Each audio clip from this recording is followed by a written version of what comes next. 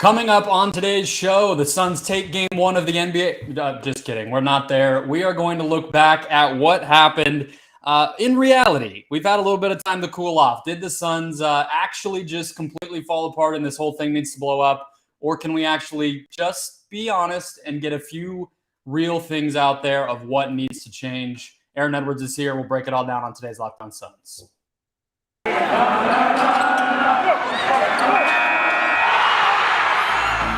You are Locked On Suns, your daily Phoenix Suns podcast.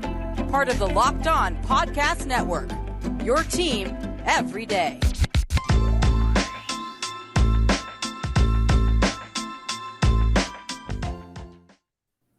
We are back. This is Locked On Phoenix Suns. We are part of the Locked On Podcast Network, and I'm your host, Brendon Kleen, a credentialed media member covering the Suns for the past 5 seasons and a writer at Suns.com and Dime Magazine. Thanks for making Locked On Suns your first listen today and every day. NBA Finals Game 1, but that doesn't mean we're not doing a pod. We're not going to have a moment of silence. We are chugging forward. Reports, rumors, all of that continue to come. I talked about the Raptors stuff yesterday, but today we are going to do things a little bit differently. It's been 3 weeks almost since Game 7, which both feels way too short and way too long for that to be the real amount of time, but the smoke is cleared. And what I wanted to do now that Aaron Edwards is back for the week is just take a deep breath and have an honest conversation about what actually went wrong and what really does need to change about this Suns franchise. So again, he is Aaron Edwards, a writer at All Caps NBA over on the Take Line YouTube channel. Aaron, the amount of, just before we dive too far, the amount of TV and movies that I've been able to watch since the Suns lost this series, I have a hard time complaining. Like, I have caught up on everything that I needed to catch up on. I'm watching like 90s movies that I never even thought I would ever do. I'm like, wow, I thought I would have through June booked, and now I have like 2 whole months to just kind of hang out. It's been not bad. I'm not going to lie to you. Hey, I love a good silver lining, and I honestly have been like catching up on stuff, and I just finished the show Made for Love like an hour ago. So I've been watching like Obi-Wan Kenobi as it comes out on Disney Plus, and I've never done that with like any show in the past couple of years because of the Suns. Yeah, I feel like our nights were so booked up. It was like, all right, we got a 6:30 start, and by the time we finished that, then we're talking about last night's game the next day, and then the next game is up, and then we have to do it all over again. So in that instance, like, it has been nice to have a little bit of a break. It has been nice, and I'm sure the Suns feel the same way. I know Book has been gallivanting across the country and the world with one Kendall Jenner. I'm very jealous of what his summer has looked like. But we're going to take a little bit of time here and just be a little bit honest, like what actually went wrong, what actually needs to change. Because a lot of the stuff I've been talking about on the show, I've been having to kind of like pump the brakes and be like, all right, I'm going to acknowledge this flaw or this change that might be coming, or this one thing that the Suns didn't do that the Celtics and the Warriors did do, or whatever it might be. And then I have to be like, okay, but they won 64 games, right? Like, yeah. They were expected. Everybody thought they would win the finals. It's not like it was just this group of us in Phoenix who were like, oh, this underdog, we believe in them. It's like, no, they were the favorite. So there has to be something said for that. So that's kind of what we're going to do. We have to balance, like, they were awesome with the reality of things didn't end the right way.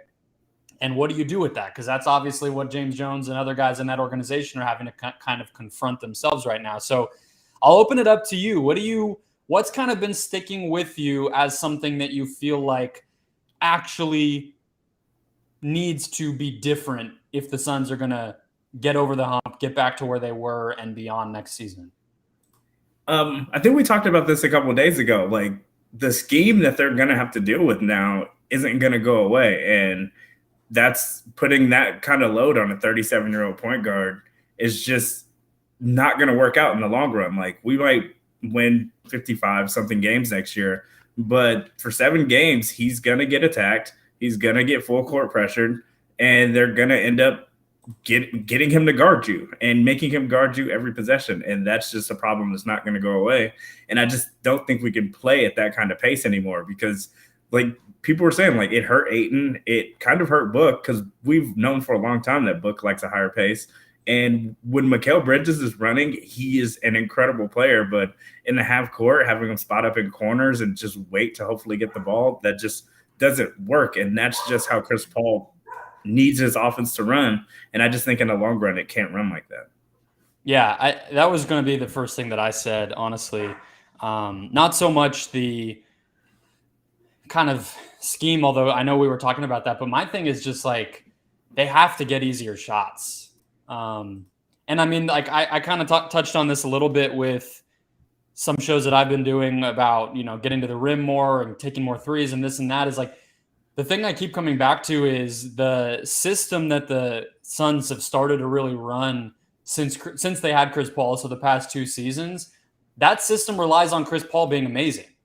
Yeah. You know what I mean? Like, and I think that's really what kind of bit them in the end this year is when he stopped being good. And I, Monty, I keep coming back to what Monty said too about confidence. And I think that part of the issue is it's hard for guys to be confident to kind of step up and take shots. Like we saw Mikal, we saw DeAndre both get outside of their comfort zones and develop their offensive games a little bit during the regular season. But I think even by the end of the regular season, all of us kind of agreed, like, it's probably not quite there. Like, this is still going to fall back to how good are Book and Chris going to be. And that's really what ended up happening. And then when Book wasn't there or he was hampered or whatever it was, and then Chris fell apart, it's like, yeah, the expectation that Mikal or these other guys are going to kind of lift you is silly. Now, could they have played better? Of course. Like, Mikal was in that game 7. He missed like 3 layups in the first quarter. Like that can't happen. But also the idea that he's going to come run like 20 pick and rolls and save the day, that's also kind of ridiculous.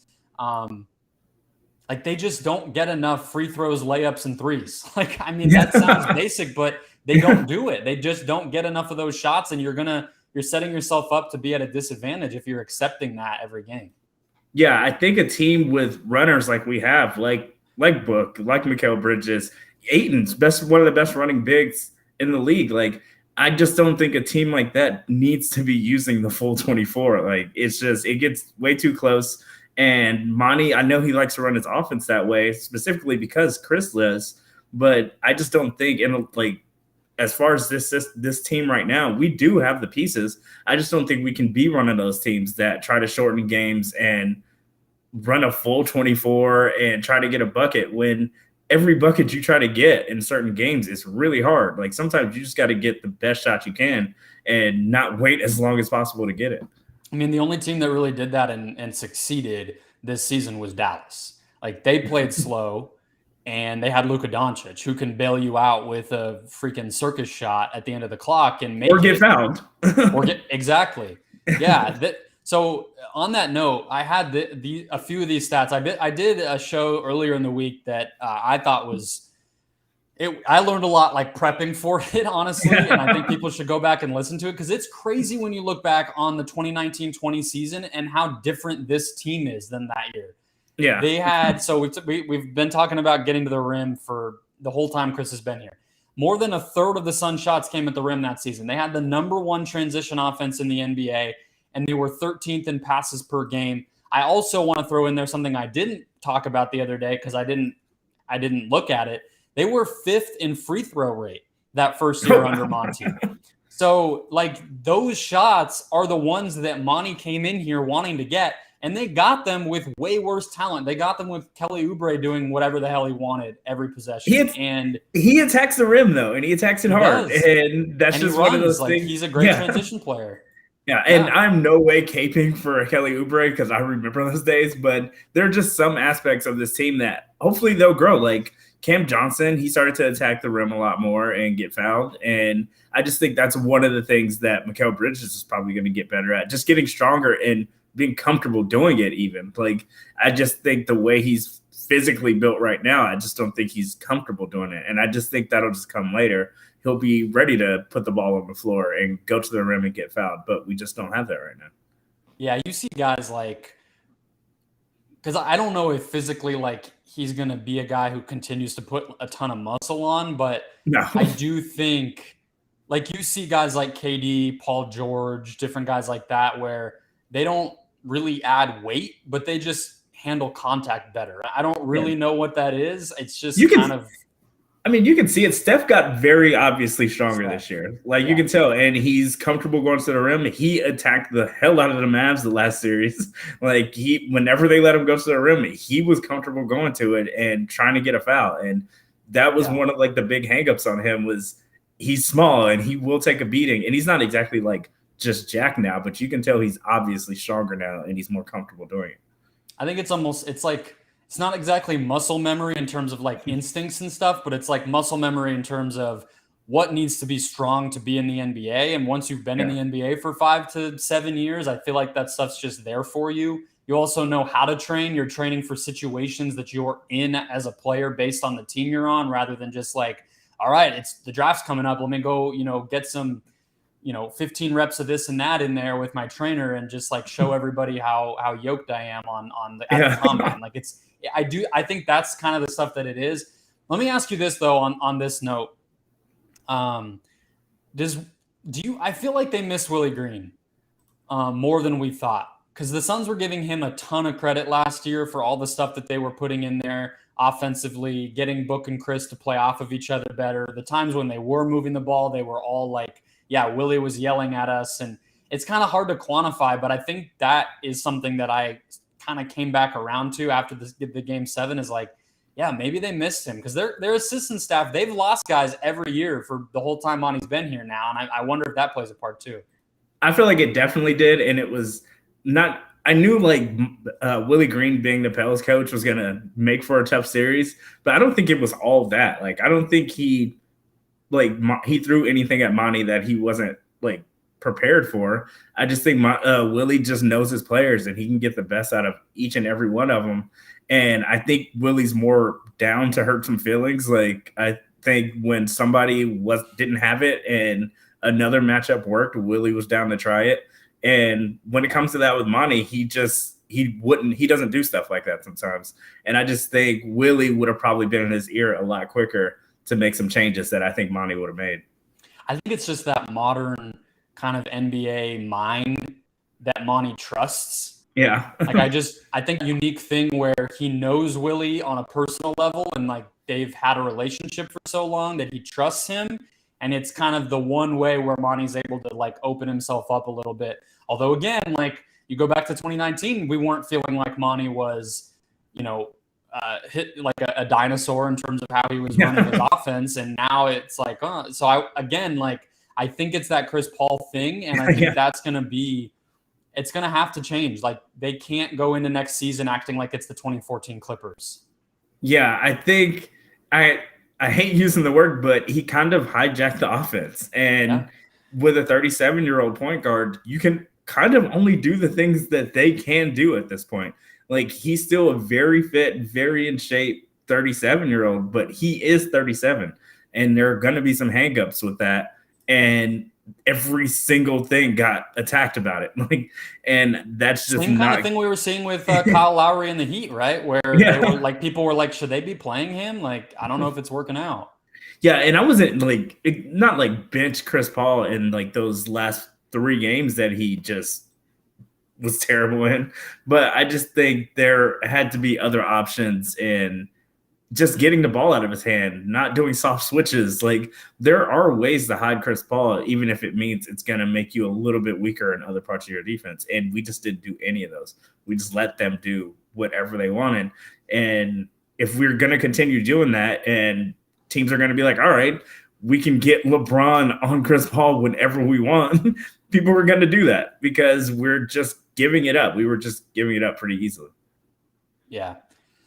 I think that flexibility is going to have to be there. I want to stick on the offense a little bit too, though, and switch over to the other member of the backcourt, because I have a little bit more level-headed thoughts. I went way too hard on him the day after Game 7. I haven't really talked about him since. I'm ready to a little bit of a mea culpa. We'll do that in a second. First, so guys, today's show brought to you by Built Bar, the best tasting protein bar on the planet, my favorite protein bar. And look, I've not had the granola bars yet, but I frankly, let me see. Let's see what's actually available, because I'm already getting ahead of myself. You got to really check this stuff. Okay, all 3 flavors of the Built granola are in stock still. They They came back. I think they were surprised. I don't know why they were surprised. People love Built Bars, but they sold out very quickly the first go around, but they're back. Chocolate coconut, chocolate peanut butter, white chocolate berry, something for everybody. That's one of the good things Built Bar always does is they're not just going to throw you one flavor, and if you don't like it, you can't try it. Look, you like more light stuff, you have the white chocolate berry. If you're more of a rich chocolate, you have the peanut butter, and then the coconut for those who like. I love what's it called? I guess I probably shouldn't say the name of the candy bar. Chocolate coconut candy bars, I will say. And look, Built Bar does this where they are not accidental in matching up these things. They actually do blind taste tests where they'll do a sample of a Built Bar that's close to the bar that I'm referring to, and then they'll do a Built Bar, and or then they'll do the actual bar, the candy, and people don't know. Like, people straight up do not know the difference, and they keep testing them that way. They keep coming back the right way. That's why we say they taste just like a candy bar. But, of course, 150 calories, only 4 grams of sugar, so they're light, but packed with 15 grams of protein. A granola bar, yeah, it's pretty crazy. So if you've been waiting for that healthy, delicious granola bar, now's the time. Built granola bar, built.com. Same as always, you can get a mix pack. You can try one of those flavors specifically, whatever it is. Use the promo code LOCK15 when you make a purchase to get 15% off your next order. That's promo code LOCK15 for 15% off at built.com. All right, I'll start us off this time, Aaron. So in the spirit of just kind of being honest, I think the expectations that I had of Book to just go up there and fix everything, solve every problem was a little bit ridiculous. I think I overreacted to how bad the offense looked overall, and I was kind of just looking at him and being like, you're the best player on this team. You're a guy who got MVP votes, rightly so. Like, how did you let this happen? Like, I was so aggressive about it. I think the turnovers were pretty – I'll save that for a second. I don't think it's reasonable to expect him to do that. I don't think that's the kind of player he is, but I also don't think there's very many players who could have done that with how badly everybody else was playing, how few shots were going in, how little confidence there was, like I talked about. So I think the turnovers are the place where I will go in on him a little bit, because I just think his passing right now is not at the level that it needs to be.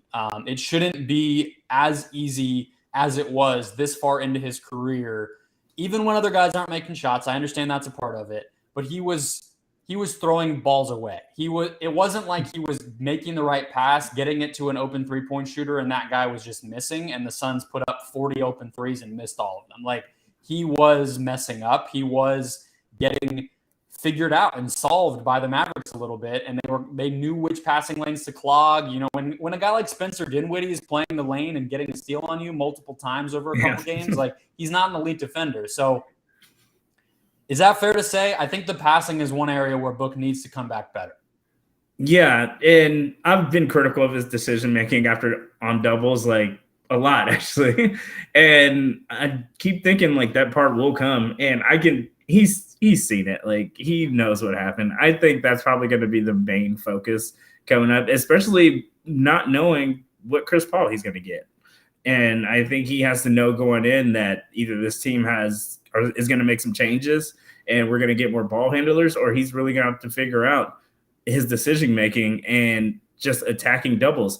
Watching Jason Tatum get doubled in like the last 3 minutes of that Heat game really showed me a lot. And his decision making on those doubles and shot making on those doubles and attacking it was just different. And yeah, him and Book like aren't super far apart, but it was just really like eye opening seeing how Jason Tatum attacked doubles from a really good defensive team.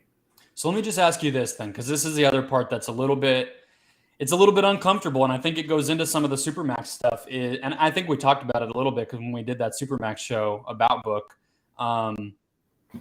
is it reasonable with how much length and size there is on every great NBA team right now? Is it reasonable to think that a guy who's 6'5" can do what a guy who's 6'8", 6'9", like Tatum can do? Like, is there something limiting about Book being a smaller kind of? It's not like he's 6 feet tall, but like he's 6'5".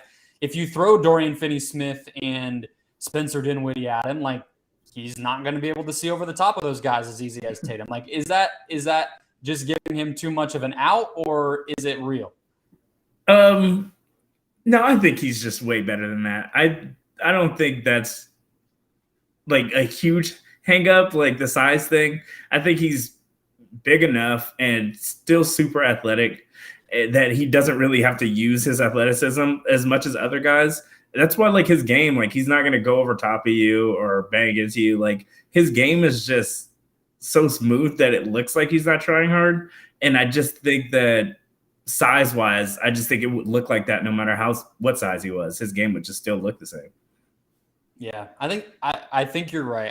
I think that I don't know, like it might be 2% that 5%, 10%, whatever you want to say, where it's like it's going to be that much hard. I mean, there's a reason that most of the time throughout the whole history of the NBA, even playmakers have been big, right? Like Larry Bird, Magic Johnson, Kevin Durant, Luka Doncic, like whatever guys you want to throw out there. I know Luka probably doesn't belong in that group right now. LeBron, I'll say then. Like those guys are bigger, and it's because it's easier to drive. It's easier to pass over the defense. It's just easier to exist on an NBA court when you're bigger. So I don't know. There's part of me that thinks that, that's where a guy like Ayton or another big, whoever they build around in that front court, needs to be a little bit more of a threat. Like you were seeing them in that game 7 where they were having Mikal Bridges try to be the short roll playmaker. They were having him screen and then try to pass out. Like that's not – it was working fine. I think that was actually game 6 when they were really doing that.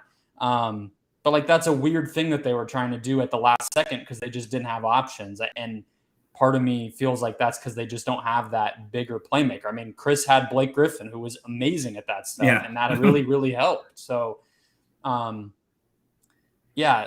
let's switch over because I want to go a little bit more on the roster side of this. But my last point here is I think we underestimated how much not having a stretch big, at least as an option, hurt this team. Like if you go back and look, even dating back to when Aaron Baines was here, like the Suns offense has been amazing when they've had a stretch big man on the floor. Like even during the win streak this season, Frank Kaminsky was like the best net rating guy on this whole team, scoring like 20, 30 a night because it's just those shots are always going to be there when you have the guards that the Suns have. Yeah, and I think pretty much every team had the option to go small with a stretch big and just completely change their offense, like especially second unit stuff.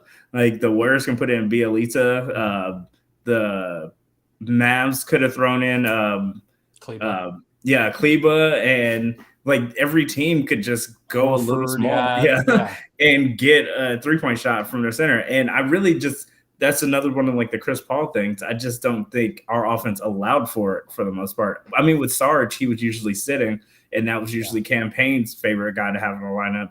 But I just think with the way things were going, like we just didn't have any options to even consider doing that.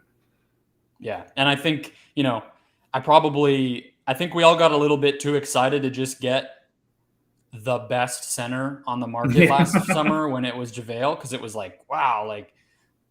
They went and they got the guy everybody else wanted, and that just kind of felt cool. But like, I feel dumb not having done the homework and realizing like most of the titles he won, he was benched by the end. Like that's just the truth. Like he hasn't survived a playoffs where he's actually playing a big role by the end of it ever, even though he has 3 championships. So I think they'll need, whether it's Dario coming back, and by the way, the meniscus thing, he was already back on the practice floor before game 7. I saw him. So not doing a bunch of stuff, but I think it was a minor thing. My guess is he'll be ready. So maybe it's him, maybe it's somebody else, whatever, but that probably needs to get better. They just need to have an option there.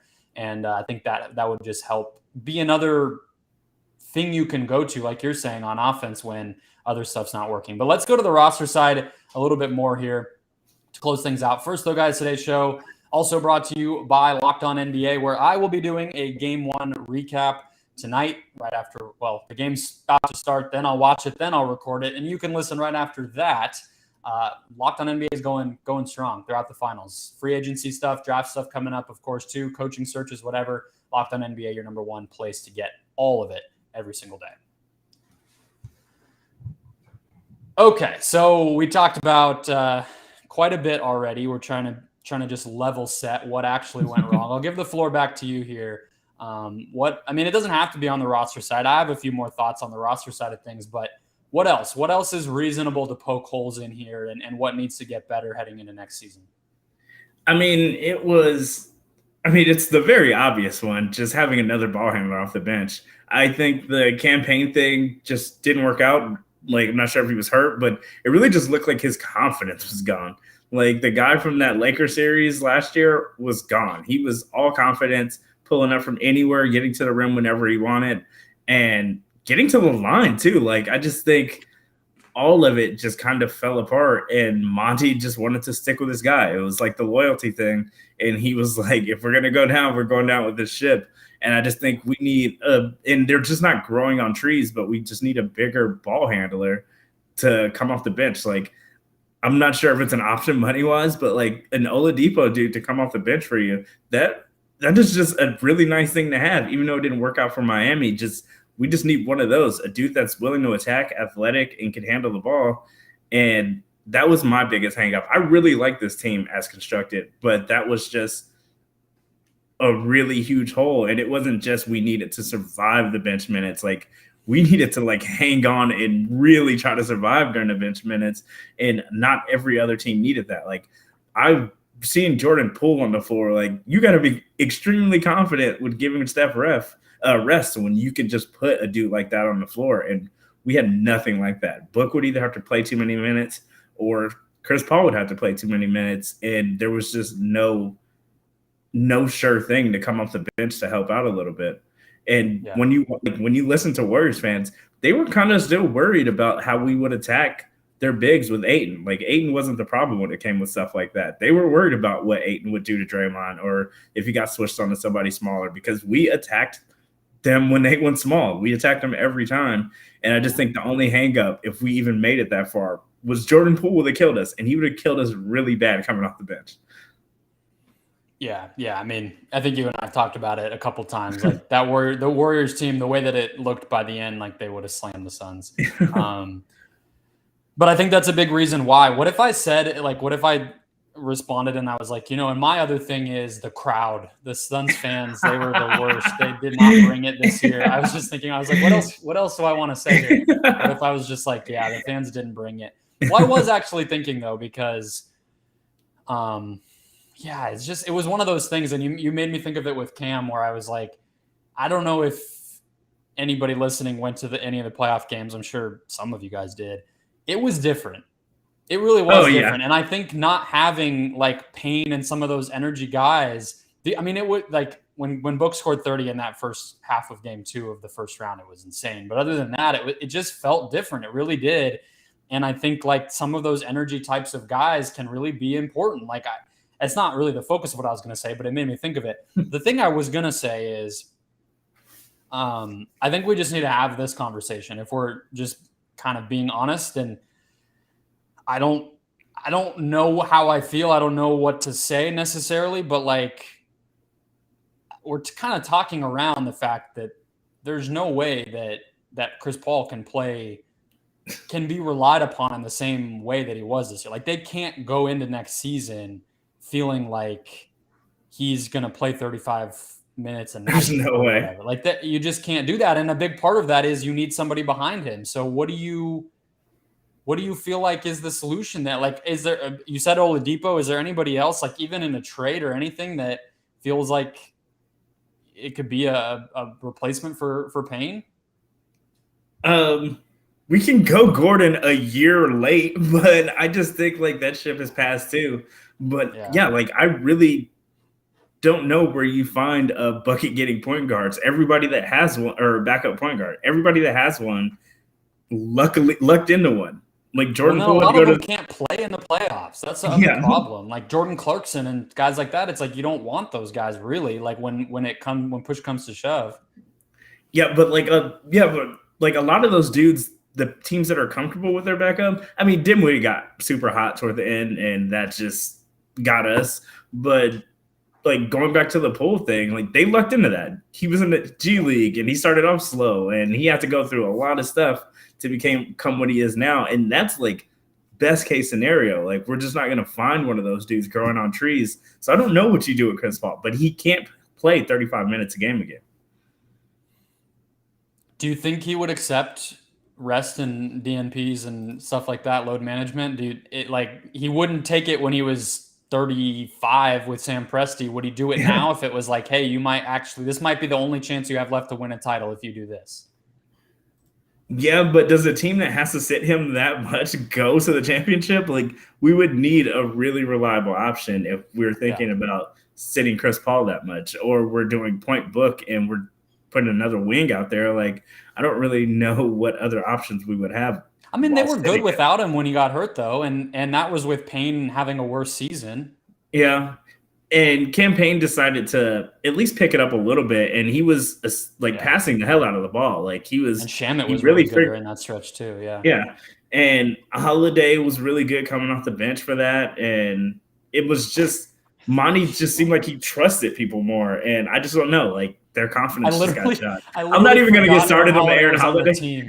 I'm not even going to get started with that because when you said that, I literally was like, "Oh yeah!" Like I didn't even remember him being there. I'm looking through rosters on my computer while you're talking, like who's available, who could they get, and then you said Aaron Holiday, and I was like, "Oh yeah, he's still on the roster." Yeah, the most confident dude on the floor whenever he got out there just wasn't an option for Monty. And I'm not even going to get started on that. Like he probably had his reasons, but we saw every time we got on the floor, he got a bucket. But we're not even going to get into that part. The season's over, but Aaron Holiday Hive assemble. I don't feel like he's coming back. So I wouldn't come back either.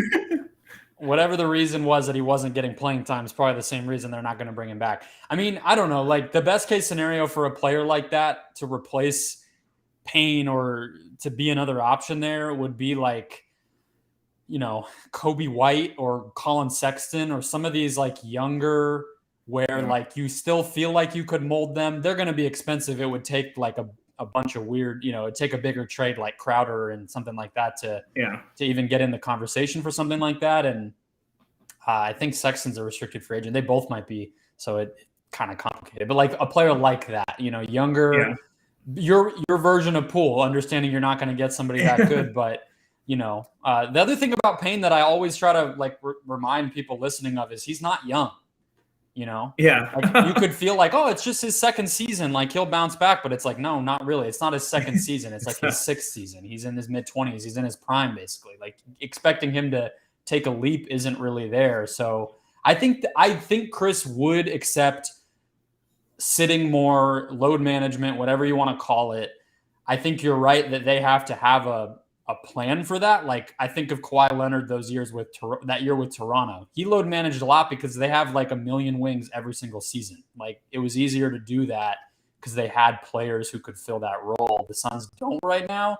I think if not guard wise, but if we do keep Ayton and we trust that it was the scheme and it was Chris Paul just having him pick and pop and not make really any decisions other than catch the ball in a pick and roll and attack the rim.